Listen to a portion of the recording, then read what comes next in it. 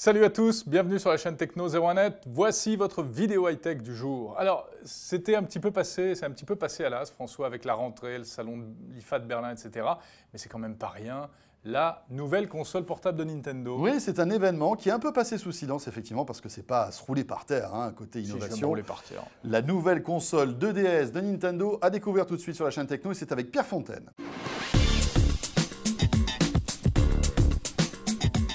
Après la 3DS et la 3DS XL, voici deux nouvelles venues en rouge et blanc et noir et bleu, la 2DS.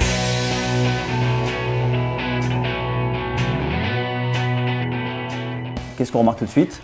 Changement de facteur de forme, on ne les plie plus. On va faire un petit tour du propriétaire et ensuite on parlera ergonomie.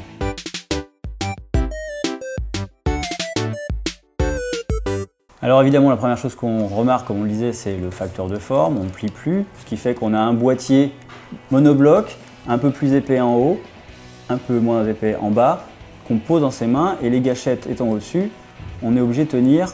Alors là où on tenait autrefois les consoles comme ça, là on va avoir une position de jeu plus haute. Le stick est super bien placé, à portée de main, c'est un peu moins évident pour la croix. Les boutons sont un peu plus hauts, mais assez réactifs. Le bouton Select et Start se retrouvent là. Et puis évidemment, on a une petite nouveauté, le bouton Sommeil, Sleep, qui permet de mettre en veille sa console rapidement, ce qu'on faisait avant en refermant le clapet. Alors sur les côtés, on remarque le lecteur de carte SD, parce que la console est toujours Wi-Fi. On a un stylet qui est assez similaire à ceux des générations précédentes, même s'il y a des petites crénures ici pour le retirer plus facilement de son emplacement.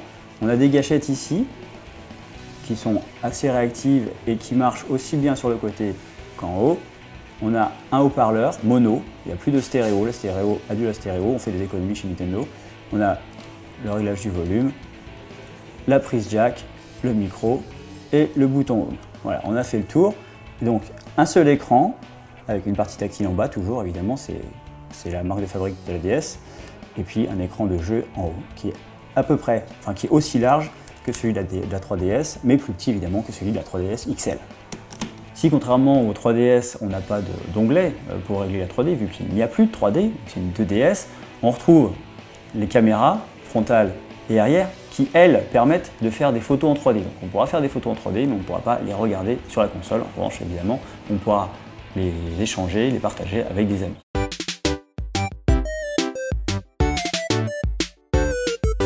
Oui, elle a des points forts. Tout d'abord, alors pour certains parents qui étaient un petit peu inquiets, il n'y a plus le problème de la 3D qui pourrait éventuellement faire mal aux yeux des enfants, encore que ça soit approuvé.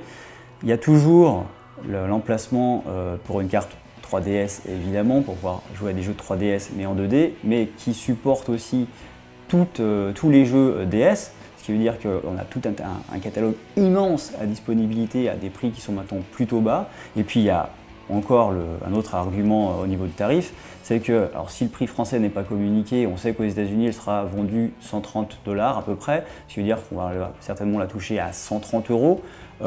C'est une fois encore certes une console allégée, mais qui n'est pas trop allégée en fonction. Hein, on voit à part la 3D, on ne perd rien. Donc voilà, il y a la nouveauté, c'est un ensemble de points forts qui pourrait séduire ceux qui ne sont pas déjà équipés ou ceux qui voudraient équiper leurs enfants pour enfin bénéficier de leur 3DS tranquillement.